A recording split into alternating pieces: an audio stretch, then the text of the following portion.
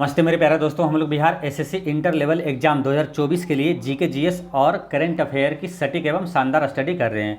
अभी तक हम लोग सब्जेक्ट वाइज हिस्ट्री है ना, जिसमें कि प्राचीन भारत का इतिहास, मध्यकालीन भारत का इतिहास और आधुनिक भारत का इतिहास, यानी कि एंशियंट हिस्ट्री, मेडावल हिस्ट्री और मॉडर्न हिस्ट्री ये समाप्त कर चुके हैं। फिर वर्ल्ड हिस्ट्री भी समाप्त कर चुके हैं। कला एवं संस्कृति, भारतीय राज्य व्यवस्था एवं संविधान यानी कि इंडियन पॉलिटी एंड कॉन्स्टिट्यूशन। फिर भूगोल में भौतिक भूगोल, भारत का भूगोल और विश्व का भूगोल और इकोनॉमिक्स, यहाँ तक हम लोग स्टडी कर चुके हैं शानदार तरीके से। और जिस चैप्टर से प्रश्न पूछा गया है उस चैप्टर में जितने भी अति महत्वपूर्ण है सभी प्रश्नों को बताया गया है। आप जो नहीं देखे हैं वो प्ले लिस्ट में जाकर जरूर देख लें। आज हम लोग शुरू करेंगे साइंस सीरीज में फिजिक्स है ना, भौतिक विज्ञान।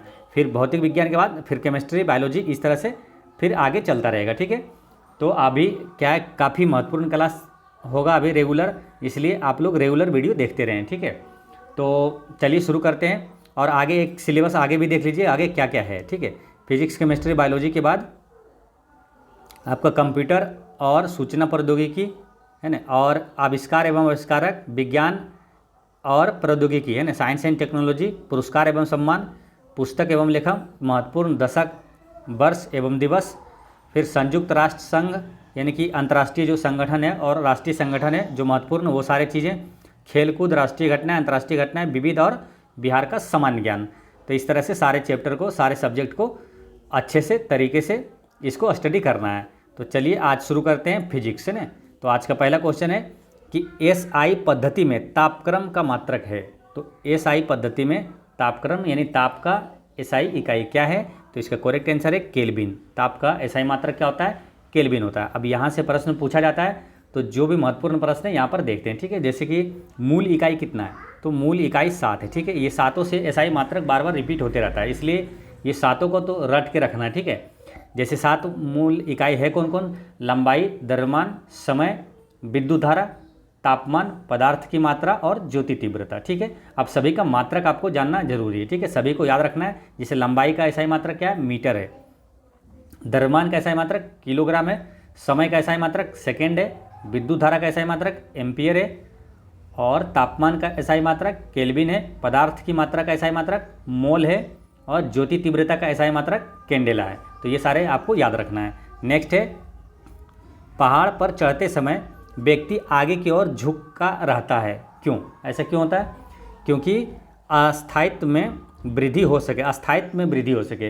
ये सब होता है, मान लो गुरुत्व के कारण होता है।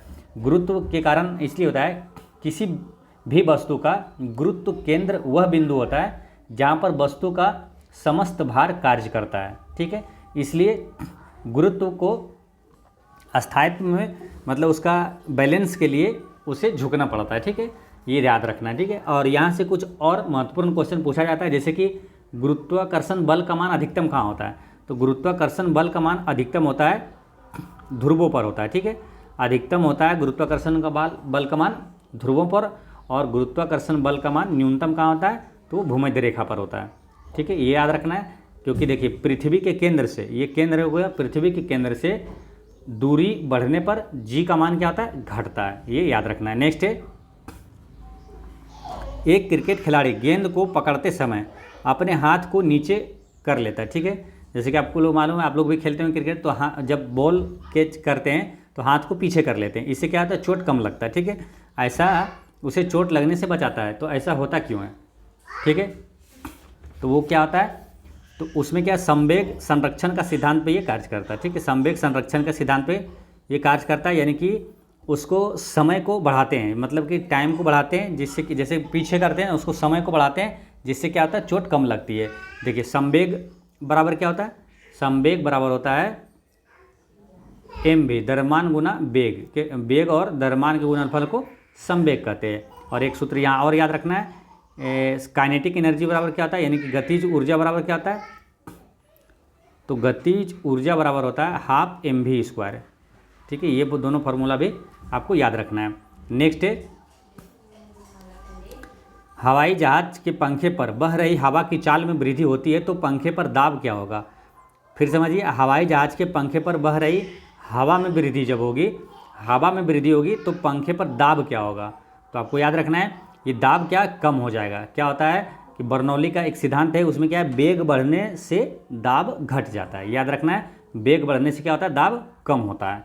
नेक्स्ट है कि 3 प्राथमिक रंग है, तो 3 प्राथमिक रंग कौन सा है, तो वो कौन सा है, नीला, हरा, लाल है। ठीक है, इसे कैसे भी याद कर लीजिए, जैसे नीला, हरा और लाल है। इसे निहाल बोल सकते हैं या नहला बोल सकते हैं, इसे याद रख लीजिए जो आपको आसानी लगे। नहला, प्राथमिक रंग कौन सा, नहला, नीला, हरा और लाल है। ठीक है, अब यहाँ से प्रश्न ये पूछा जाता है कि कौन कौन से, जैसे कि लाल रंग को नीला से मिलाएंगे तो कौन सा रंग बनेगा। ठीक है, इस टाइप का क्वेश्चन आता है। तो यहाँ पर देखिए, इसको ऐसे समझिए, देखिए ये हो गया यहाँ पर लाल, ठीक है, ये हो गया नीला और यहाँ हो गया हरा। ये क्या है, प्राथमिक रंग है ना, नीला, हरा, लाल। ठीक है, नीला, हरा, लाल, नहला। ठीक है, अब देखिए नीला और हरा को जब मिलाएंगे तो ये बनेगा पीकॉक नीला। नीला और हरा को जब मिलाएंगे तो ये बनता है पीकॉक नीला। और हरा और लाल रंग को मिलाने पर क्या बनता है, ये पीला रंग बनता है। ठीक है, हरा और लाल को मिलाने से पीला रंग बनता है। और लाल और नीला को मेजेंटा बनता है। लाल और नीला को मिलाते हैं तो मेजेंटा रंग बनता है। ठीक है, और जब प्राथमिक रंग तीनों अगर मिला देते हैं तो ये क्या बन जाता है, सफ़ेद रंग बन जाता है। ठीक है, तो ये भी याद रखना है। ठीक है, यहाँ पर क्या, सफ़ेद रंग बनता है। तो ऐसे याद रख लेना आपको, जैसे नीला हरा से पीकॉक नीला, हरा और लाल से पीला, और लाल और नीला से मेजेंटा रंग बनता है। ठीक है, याद रखना है। तो प्राथमिक रंग कौन सा हो गया, 3 प्राथमिक रंग हो गया, नहला, नीला, हरा और लाल। और द्वितीयक रंग कौन सा होता है, पीला, है ना, ये जो तीनों है, पीला और मेजेंटा और पीकॉक नीला, ये क्या हो जाता है, द्वितीयक रंग होता है। ठीक ना, जो किसी के मिलाने से बनता है। तो द्वितीयक रंग में पीला, मेजेंटा और पीकॉक नीला को द्वितीयक रंग कहा जाता है। नेक्स्ट है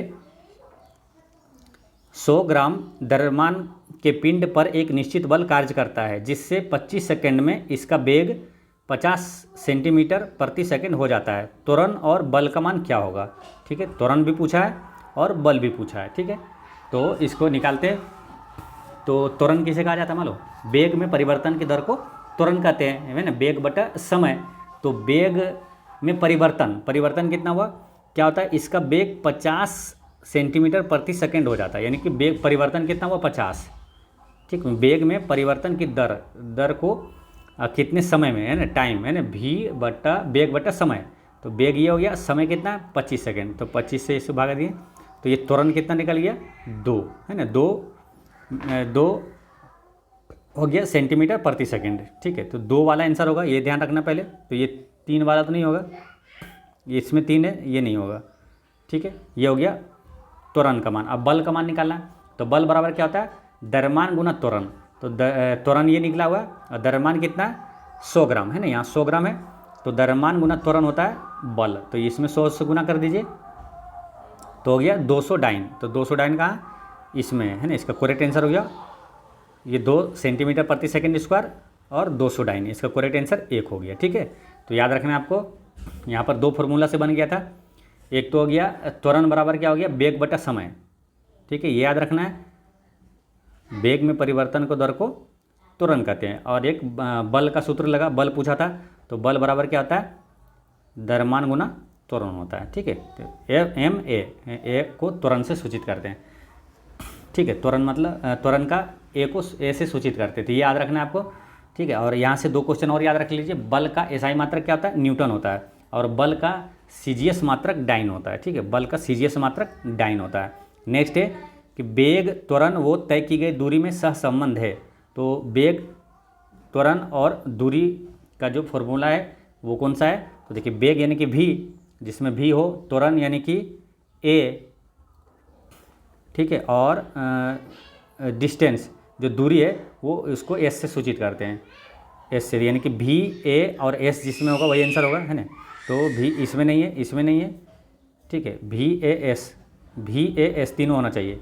तो इसका करेक्ट आंसर है ऑप्शन नंबर 2, v² बराबर u² प्लस 2as होगा। ठीक है, और एक क्वेश्चन आता है, जैसे ये हो गया वेग त्वरण और दूरी में संबंध। अगर पूछे कि वेग और समय में संबंध कौन सा है, वेग और समय का संबंध बताने के लिए वो वाला सूत्र कौन सा है, समीकरण कौन सा है, तो वो है v बराबर u प्लस ए टी, है ना, v बराबर u प्लस ए टी। इसका करेक्ट आंसर हो जाता है 1। यानी कि अगर पूछे वेग और समय संबंध के लिए समीकरण कौन सा है वेग और समय के लिए, तो v बराबर u प्लस ए टी। बाकी इसका आंसर क्या हुआ था, ये वाला, है ना, जिसमें वेग, त्वरण और दूरी के बीच संबंध है। चलिए नेक्स्ट क्वेश्चन है, प्रकाश किस रूप में व्यवहार करता है, कण के रूप में अथवा तरंग के रूप में। तो प्रकाश क्या है, प्रकाश ये दोनों के रूप में व्यवहार करता है, कण भी है और तरंग भी है। इसका करेक्ट आंसर होता है कण और तरंग ये दोनों के रूप में व्यवहार करता है। ठीक है, प्रकाश क्या है, निर्वात में भी गमन कर सकता है, जैसे ध्वनि निर्वात में गमन नहीं करता, लेकिन प्रकाश है वो निर्वात में भी गमन करता है। ठीक है, अच्छा, प्रकाश की गति को सर्वप्रथम किसने मापा, कई बार क्वेश्चन ये पूछा गया, प्रकाश की गति को सर्वप्रथम रोमर ने मापा था, ये याद रखना है, प्रकाश को गति को सर्वप्रथम किसने मापा था, रोमर ने मापा था। अच्छा, वायु में प्रकाश की गति कितना होता है, तो 3 गुना 10⁸ मीटर प्रति सेकेंड होता है वायु में प्रकाश की गति। ठीक है, अच्छा, यहाँ से कुछ इंपॉर्टेंट क्वेश्चन जो कन्फ्यूजन आपको कर सकता है यहाँ पर याद रखना है। जैसे देखिए, प्रकाश विद्युत प्रभाव की खोज किसने किया, हेनरिक हर्ट्ज ने किया था 1887 में। प्रकाश विद्युत प्रभाव की खोज हेनरिक हर्ट्ज ने किया था 1887 में। अब प्रकाश विद्युत प्रभाव का सिद्धांत दिया था आइंस्टीन ने 1905 में। ठीक है, प्रकाश विद्युत प्रभाव की खोज जब हेनरिक हर्ट्ज ने किया था, बाद में इस पर रिसर्च करके इसका एक सिद्धांत दिया था आइंस्टीन ने 1905 में दिया था। ठीक है, और एक क्वेश्चन आता है कि प्रकाश का कणिका सिद्धांत किसने दिया, तो कणिका सिद्धांत न्यूटन ने दिया था, कणिका सिद्धांत न्यूटन ने दिया था। एक है प्रकाश तरंग का सिद्धांत किसने दिया, तो तरंग का सिद्धांत ह्यूजेंस ने दिया था। तरंग का सिद्धांत जो है, प्रकाश तरंग का सिद्धांत ह्यूजेंस ने दिया था, है ना, याद रखना है, प्रकाश तरंग का सिद्धांत ह्यूजेंस ने दिया था। और प्रकाश के व्यतिकरण का सिद्धांत किसने दिया, तो थॉमस यंग ने दिया था। तो ये सारी चीज़ें याद रखना है, एक बार फिर से समझिए। देखिए, वायु में प्रकाश की गति होता है 3 गुना 10⁻10 मीटर प्रति सेकेंड। प्रकाश विद्युत प्रभाव की खोज हेनरिक हर्ट्ज ने किया था, और प्रकाश विद्युत प्रभाव का सिद्धांत आइंस्टीन ने दिया था। और प्रकाश का कणिका सिद्धांत न्यूटन ने दिया था, प्रकाश तरंग का सिद्धांत ह्यूजेंस ने दिया था, और प्रकाश के व्यतिकरण का सिद्धांत थॉमस यंग ने दिया था। नेक्स्ट है कि 0 डिग्री सेल्सियस तापमान की 1 किलोग्राम बर्फ 10 डिग्री सेल्सियस पर 1 किलोग्राम पानी के साथ मिला दी जाती है, परिणामी तापमान होगा। देखिए, 0 डिग्री सेल्सियस तापमान की 1 किलोग्राम की बर्फ़ है। ठीक है, 1 किलोग्राम की बर्फ़ है ये, और 10 डिग्री सेल्सियस पर 1 किलोग्राम पानी से इसे मिलाया जाता है, दोनों को मिला देते हैं, तो परिणामी तापमान क्या होता है। तो देखिए, 10 डिग्री सेल्सियस वाला जब पानी इस पर मिलाएंगे ना, तो ये तापमान इसका 10 डिग्री सेल्सियस है, तो ये तापमान क्या होगा, इसको पिघलाने में लगेगा। ठीक है, तो इसको पिघलाने में ये 10 डिग्री सेल्सियस तापमान ये समाप्त हो जाएगा, लेकिन ये पूरा नहीं पिघलेगा। ठीक है, ये पूरा नहीं पिघलेगा, यानी बर्फ़ कुछ ना कुछ थोड़ा सा रह जाएगा। तो थोड़ा सा जब बर्फ़ रह जाएगा, तो बर्फ़ जब भी रहेगा तो वो 0 डिग्री सेल्सियस पर रहेगा। ठीक है, तो 0 डिग्री सेल्सियस पर, तो परिणामी तापमान कितना होगा, ये 0 डिग्री सेल्सियस के बराबर होगा। इसका करेक्ट आंसर है 3 हो जाता है, 0 डिग्री सेल्सियस के बराबर होता है। यहाँ से 2 इंपॉर्टेंट क्वेश्चन याद रखना है, पानी का घनत्व अधिकतम कितने डिग्री सेल्सियस पर होता है, तो 4 डिग्री सेल्सियस पर होता है, और आयतन न्यूनतम होता है 4 डिग्री सेल्सियस पर। ठीक है, घनत्व अधिकतम होता है और आयतन न्यूनतम होता है 4 डिग्री सेल्सियस पर। नेक्स्ट है, जब एक श्वेत प्रकाश ग्लास प्रिज्म से गुजरता है तो निम्न में से कौन सा रंग सर्वाधिक अपवर्तित होता है। ठीक है, तो सर्वाधिक अपवर्तित होता है वो होता है नीला रंग। ठीक है, ऑप्शन के अनुसार से नीला रंग होता क्या, देखिए, वो जब श्वेत प्रकाश से गुजरता है तो उसमें कितने 7 रंग होते हैं। ठीक है, वो कौन कौन सा आता है, तो वायलेट रंग होता है, Indigo, blue, green, yellow, orange और रेड होता है। ठीक है, इसे याद रखना है, विगयोर, है ना, विगयोर याद कर लेना है। तो वायलेट यानी कि बैगनी रंग हो गया, जामुनी रंग हो गया, इंडिगो मतलब, और ब्लू नीला, हरा, पीला, नारंगी और लाल होता है। ठीक है, अब देखिए, सबसे ज़्यादा अपवर्तित होगा तो वो होगा बैगनी रंग। ठीक है, ये बैगनी रंग, तो ऑप्शन में बैगनी रंग नहीं है। उसके बाद होगा जामुनी रंग, ऑप्शन में जामुनी रंग नहीं है, इंडिगो यानी कि। उसके बाद होगा ब्लू, तो नीला, तो देखिए नीला ऑप्शन में है, तो इसका आंसर हो जाता है नीला। अगर बैगनी रहेगा तो आंसर बैगनी हो जाएगा, ठीक है। सबसे ज़्यादा अपवर्तित होता है बैगनी रंग। या तो क्वेश्चन ऐसे भी पूछा जाता है ना कि किस रंग का प्रकीर्णन सबसे ज़्यादा होता है, तो किसका, बैगनी का होता है। सबसे कम किसका होता है, तो लाल का होता है, ठीक है। ये रेड कलर का सबसे कम होता है। और इसका ठीक उल्टा हो जाता है, जैसे तरंगदैर्घ्य सबसे अधिक होता है लाल का, और सबसे कम तरंगदैर्घ्य होता है बैगनी रंग का। सबसे कम तरंगदैर्घ्य है इसीलिए सबसे ज़्यादा परिवर्तित होता है, सबसे अधिक तरंगदैर्घ्य है लाल का इसलिए सबसे कम परिवर्तित या प्रकीर्णन होता है, ठीक है। डायरेक्ट क्वेश्चन ऐसे पूछा जाता है सिंपल कि किस रंग के प्रकाश का प्रकीर्णन सबसे कम होता है, तो लाल रंग का। किस रंग के प्रकाश का प्रकीर्णन सबसे अधिक होता है, तो बैगनी रंग का होता है, ठीक है। ये चीज़ याद रखना है कि तरंगदैर्घ्य बढ़ने के साथ अपवर्तनांक कम होता है, ठीक है, ये याद रखना है। नेक्स्ट है दूध की शुद्धता की जांच किस यंत्र से की जाती है, तो दूध की शुद्धता की जांच दूध का कौन सा होता है, लेक्टोमीटर, है ना। इसका करेक्ट आंसर है लेक्टोमीटर, ठीक है। लेक्टोमीटर से दूध की शुद्धता का जांच किया जाता है। अब यहाँ पर है हाइड्रोमीटर, तो हाइड्रोमीटर से क्या जाना जाता है, द्रवों के घनत्व मापा जाता है किससे, हाइड्रोमीटर से, ठीक है। अब हाइड्रोमीटर से एक कन्फ्यूजन वाला प्रश्न एक आता है हाइग्रोमीटर, है ना, ये आता है हाइग्रोमीटर, हाइग्रोमीटर, ठीक है। ये दोनों में कन्फ्यूजन होता है। तो हाइग्रोमीटर से देखिए, हाइड्रोमीटर से क्या है, द्रवों के घनत्व को मापा जाता है। और द्रवों का जो आर्द्रता मापने वाला मापी यंत्र कौन सा होता है, वो हाइग्रोमीटर होता है, ठीक है। अब ये दोनों में कन्फ्यूजन ना हो, याद भी रहे कैसे, देखिए ये आर्द्रता मापने का है, ठीक है, और ये है घनत्व मापने का। तो घनत्व ऐसे रिलेट करिए, हाइड्रो डी, डो आ रहा है यहाँ, डी से डेंसिटी होता है, डेंसिटी मतलब घनत्व, ठीक है।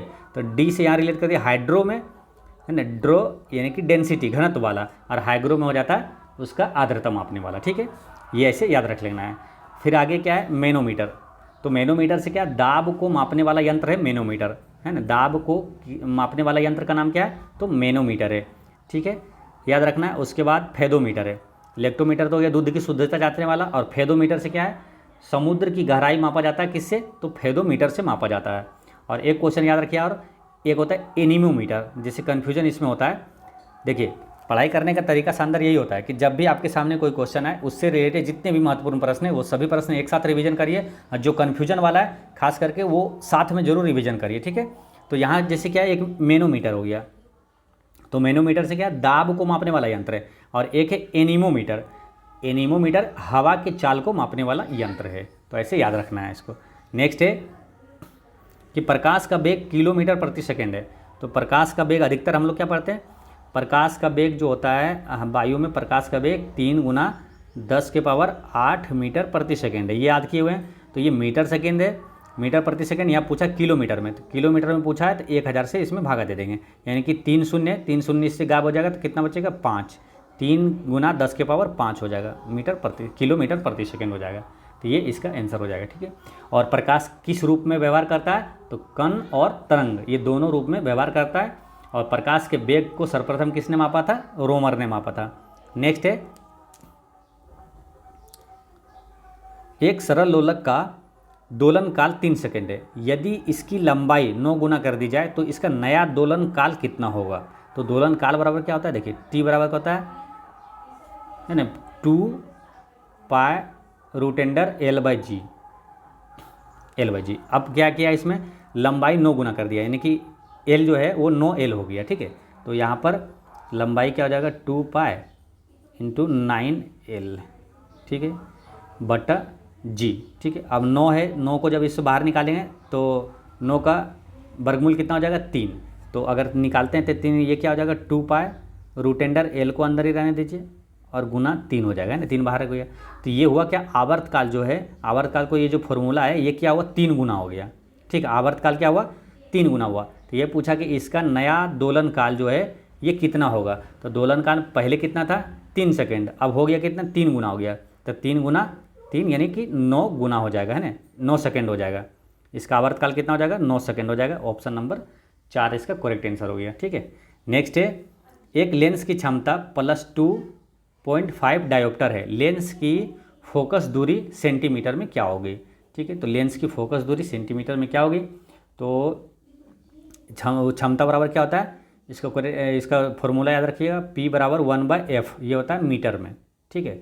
P = 1/f, याद रखना मीटर में होता है। पूछा हमसे क्या है, फोकस दूरी, यानी कि p को इधर ले आइए f को, तो f बराबर क्या होगा 1/p। ठीक है, तो p कितना दिया हुआ है वो 2.5, तो 1/2.5। पॉइंट को जब इसको उड़ाइएगा तो ऊपर में आ जाएगा 0, यानी 10 हो गया। इसको काटिए 5 से, 5 दूनी 10, 5 25, ये 2/5 आ गया। क्या ये आ गया सेंटीमीटर में, है ना।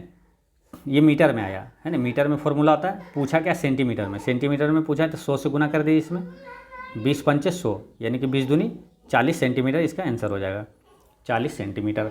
नेक्स्ट है कि एक अश्व शक्ति लगभग बराबर होता है, तो एक अश्व शक्ति बराबर होता है 746 वाट। कई बार एग्जाम में पूछा गया है ना, रेलवे में भी कई बार पूछा गया है, इसमें बिहार एसएससी कई बार ये क्वेश्चन रिपीट हुआ है कि अश्व शक्ति बराबर कितना होता है 746 वाट होता है ना, हॉर्स पावर।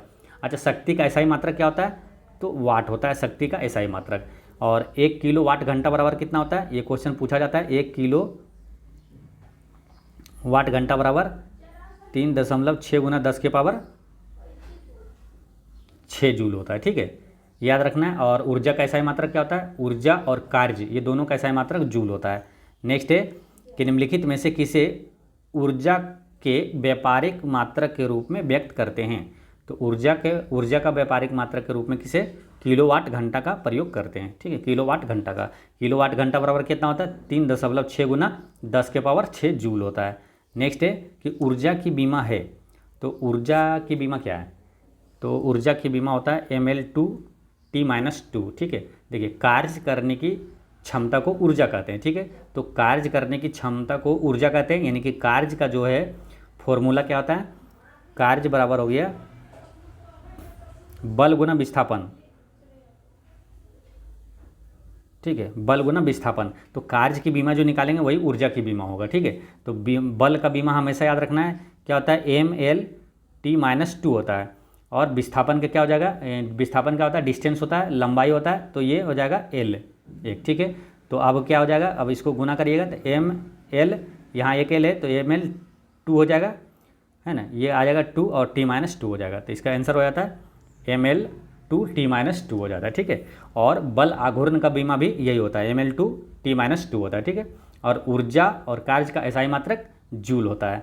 नेक्स्ट है हाइड्रो इलेक्ट्रिक पावर हाउसों में, है ना, हाइड्रो जल विद्युत पावर हाउसों में किसे विद्युत ऊर्जा में परिवर्तित किया जाता है। जहाँ जैसे बिजली बनता है तो उसमें किसका जो कि विद्युत ऊर्जा में परिवर्तित किया जाता है, तो जल की स्थितिज ऊर्जा को विद्युत ऊर्जा में परिवर्तित किया जाता है। हाइड्रो मतलब क्या होता है, जल होता है, जैसे कि हाइड्रो आया कभी भी जल से ही संबंधित है। तो हाइड्रो इलेक्ट्रिक पावर हाउसों में विद्युत ऊर्जा में परिवर्तित किया जाता है किसका, जल की स्थितिज ऊर्जा को। ठीक है, और रासायनिक ऊर्जा को विद्युत ऊर्जा में कौन बदलता है, रासायनिक ऊर्जा को विद्युत ऊर्जा में बदलता है बैटरी। और वायु ऊर्जा को विद्युत ऊर्जा में कौन बदलता है, पवन चक्की। सौर ऊर्जा को विद्युत ऊर्जा में कौन बदलता है, फोटोवोल्टिक सेल बदलता है। नेक्स्ट है कि निम्न में से कौन सर्वाधिक रेडियो एक्टिव है। तो सर्वाधिक रेडियो एक्टिव कौन सा है, यूरेनियम, थोरियम या रेडियम या प्लूटोनियम। तो सर्वाधिक जो है रेडियो एक्टिव, सर्वाधिक रेडियो एक्टिव इसमें से है रेडियम। ठीक है, इसका करेक्ट आंसर है रेडियम, सर्वाधिक रेडियो एक्टिव है। अब रेडियम की खोज किसने किया था, तो पियरे क्यूरी और मैडम क्यूरी ने किया था।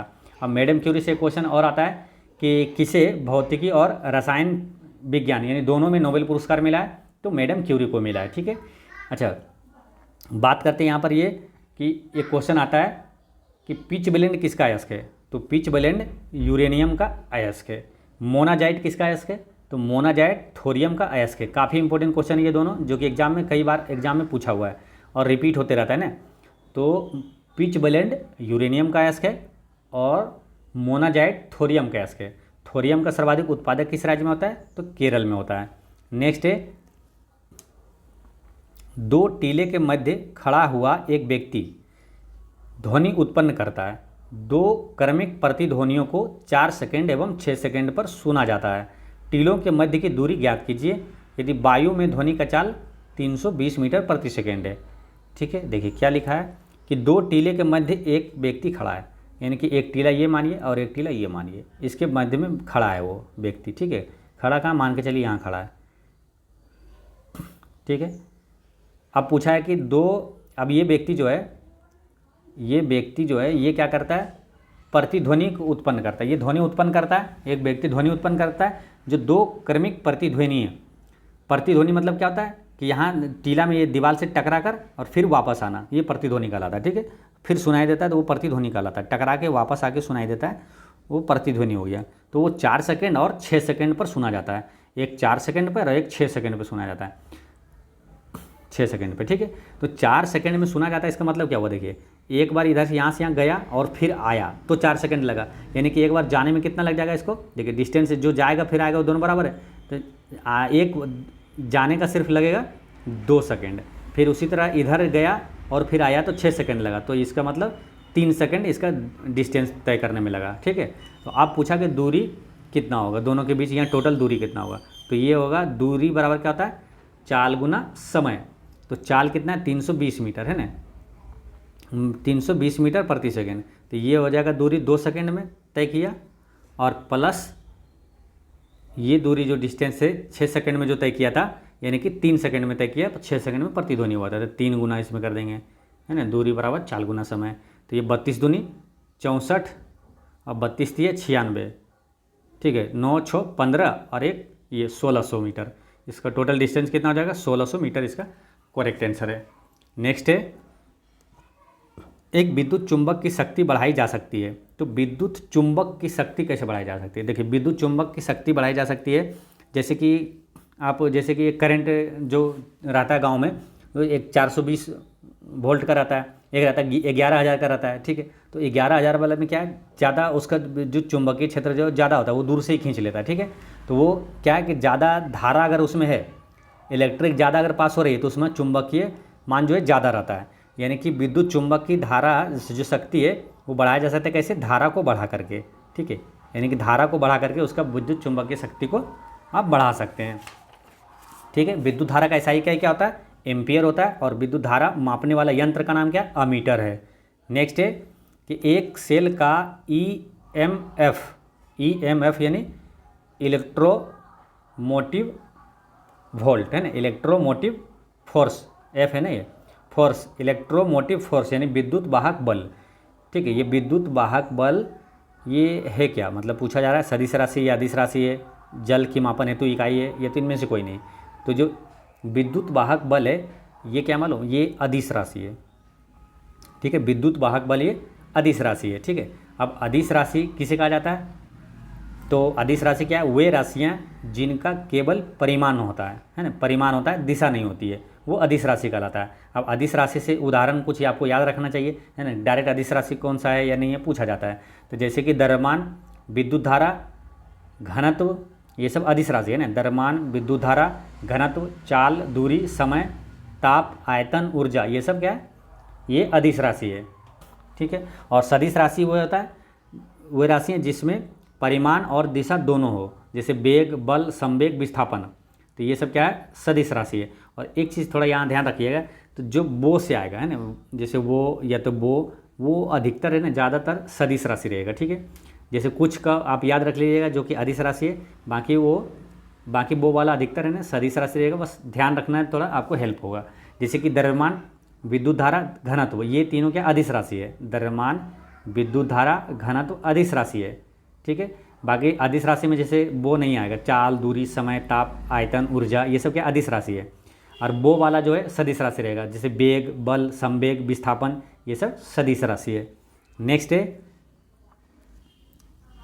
यह सलाह नहीं दी जाती है कि एक साथ अनेक विद्युत उपकरणों को एक ही प्लग बिंदु से जोड़ें, क्योंकि परिणाम होता है। तो एक ही प्लग में जैसे कि ज़्यादा अगर डाल दिए, एक ही प्लग में अगर विद्युत धारा एक से अधिक जोड़ दिए तो उपकरण उसमें क्या होगा, धारा में कमी हो जाएगा ना, धारा क्या होता है, बंट जाती है सभी में, तो इसलिए धारा में ये कमी हो जाती है ना। और एक क्वेश्चन है ये आता है कि घरों में लगे हुए बिजली के बल्ब, पंखे, ट्यूबलाइट, ये सब किस क्रम में जुड़े होते हैं, ये सब समांतर क्रम में जुड़े होते हैं, ये याद रखना है। नेक्स्ट है कि मानक ताप एवं दाब पर 20 ग्राम हाइड्रोजन गैस के आयतन की गणना लीटर में कीजिए। ठीक है, मानक ताप एवं दाब पर 20 ग्राम हाइड्रोजन गैस के आयतन की गणना, आयतन निकालने के लिए बोल रहा है। ठीक है, अब एक चीज़ यहाँ जैसी यह आया ध्यान रखना है कि मानक तापमान और दबाव पर किसी भी गैस का 1 मोल बराबर क्या होता है, कितना आयतन होता है। देखिए 22.4 लीटर होता है, ठीक है। मानक तापमान और दबाव पर किसी भी गैस का 1 मोल का आयतन कितना होता है, 22.4 लीटर होता है, ठीक है, 22.4 लीटर होता है। तो अब पूछा क्या है, यहाँ हाइड्रोजन की बात हो रही है ना, 20 ग्राम हाइड्रोजन गैस के आयतन की। तो हाइड्रोजन किस रूप में रहता है, H2 के रूप में रहता है। हाइड्रोजन जो स्वतंत्र अवस्था में H2 के रूप में रहता है। तो 1 मोल बराबर है ना, 1 मोल बराबर क्या है, ये दिया हुआ रहता है, ये है मानक तापमान एवं दबाव पर, यानी कि 1 मोल कितना है ये, और 1 मोल क्या होता है, उसके द्रव्यमान के बराबर होता है ना। 1 मोल जो होता है किसी भी, जैसे इसका हाइड्रो H2 है ना, इसके द्रव्यमान के बराबर 1 मोल कहलाता है, यानी कि 2 हाइड्रोजन का है, 2 H2 है, यानी कि 2 भार बराबर 2 भार बराबर 1 मोल है ना, 1 मोल बराबर 2 भार, और 2 भार बराबर ये दिया हुआ कितना, 2 बराबर दिया हुआ 22.4 लीटर, 22.4 लीटर। अब पूछा है 20 ग्राम का, है ना, 2 बराबर दिया हुआ है 22.4 लीटर। अब पूछा 20 ग्राम हाइड्रोजन का कितना होगा, तो इसमें 20 करने के लिए 10 से गुना करना पड़ेगा, ठीक है, तो हो जाएगा 10। तो इसमें भी 10 से गुना कर दीजिए, तो ये हो जाएगा 10 से जब गुना करेंगे 224 लीटर हो जाएगा। इसका करेक्ट आंसर 224 लीटर है। नेक्स्ट है, एक परमाणु बम के विस्फोट में अपार ऊर्जा निकलती है, निःसृत होती है, निकलती है, वह मुख्यतः होती है। तो एक परमाणु बम के विस्फोट में अपार ऊर्जा निकलने का कारण क्या होता है कि आरंभिक पदार्थ के द्रव्यमान की अपेक्षा कम द्रव्यमान वाले पदार्थ के उत्पाद के कारण। तो परमाणु बम विस्फोट में क्या होता है, जैसे कि एक जगह विस्फोट हुआ तो उससे क्या होता है, फिर कम छोटे छोटे है ना, कम द्रव्यमान वाले कई पदार्थ है ना, ये विस्फोटक उत्पन्न हो जाते हैं, ठीक है। तो वही लिखा है, आरंभिक पदार्थ के द्रव्यमान की अपेक्षा कम द्रव्यमान वाले पदार्थ के उत्पाद के कारण ये ज़्यादा विस्फोट होता है, ठीक है, ये ध्यान रखना, ठीक है। तो इसका आंसर हो जाता है ऑप्शन नंबर 2, ठीक है। अब यहाँ से 2-4 इंपॉर्टेंट क्वेश्चन पूछा जाता है, जैसे कि परमाणु बम की खोज किसने किया था, तो ओपेनहाइमर ने किया था। परमाणु बम किस सिद्धांत पे कार्य करता है, तो काफ़ी इंपॉर्टेंट क्वेश्चन, ये सब क्वेश्चन क्या है, कई बार रिपीट होता है। तो परमाणु बम के सिद्धांत पे, नाभिकीय विखंडन अभिक्रिया के सिद्धांत पे ये कार्य करता है, ठीक है, परमाणु बम। और हाइड्रोजन बम की खोज किसने किया, तो हाइड्रोजन बम की खोज एडवर्ड टेलर ने किया था। और हाइड्रोजन बम किस सिद्धांत पे कार्य करता है, तो हाइड्रोजन बम नाभिकीय संलयन के सिद्धांत पे कार्य करता है। देखिए परमाणु बम है नाभिकीय विखंडन और हाइड्रोजन बम नाभिकीय संलयन है, ठीक है। अब हाइड्रोजन बम नाभिकीय संलयन है और परमाणु बम नाभिकीय विखंडन है, ये कभी कन्फ्यूजन ना हो, तो इसे याद कैसे रखना है। देखिए सूर्य में सबसे अधिक क्या है मालूम, हाइड्रोजन है। सबसे ज़्यादा कौन सा तत्व ब्रह्मांड में पाया जाता है या सूर्य में, तो हाइड्रोजन पाया जाता है, ठीक है। और सूर्य से जो ऊर्जा निकलता है वो किस सिद्धांत पे निकलता है, सूर्य से ऊर्जा निकलने का वो भी नाभिकीय संलयन के सिद्धांत पे निकलता है, ठीक है। तो सूर्य से में सबसे ज़्यादा हाइड्रोजन है, तो सूर्य का ऊर्जा का जो स्रोत है वो नाभिकीय संलयन है, तो इसलिए सूर्य में हाइड्रोजन है, तो हाइड्रोजन बम नाभिकीय संलयन हो गया, यानी सूर्य वाला तो उसमें हाइड्रोजन है, तो हाइड्रोजन भी नाभिकीय संलयन के सिद्धांत पे कार्य करता है। तो ऐसे याद रख लेना, ठीक है। तो दोस्तों इस तरह से फिजिक्स का पार्ट 1 वीडियो होता है समाप्त। और पिछले वीडियो में मैंने आपसे क्वेश्चन पूछा था कि उच्च न्यायालय के यानी कि हाई कोर्ट के न्यायाधीश की नियुक्ति कौन करता है, तो राष्ट्रपति करता है, ठीक है। और आज का क्वेश्चन है कि किस संविधान संशोधन के द्वारा न्यायाधिकरण जोड़ा गया है ना, न्यायाधिकरण जोड़ा गया, ये किस संविधान संशोधन के द्वारा जोड़ा गया है, ठीक है। इसका आंसर आप कमेंट में दीजिएगा और कोई भी डाउट हो तो कमेंट में पूछिएगा। और एक चीज़ हमेशा याद रखना है कि आपकी मुस्कान एक अनमोल खजाना है, इसे छोटी छोटी बातों में खोने ना दें। पढ़ते रहें, मुस्कुराते रहें। जय हिंद दोस्तों।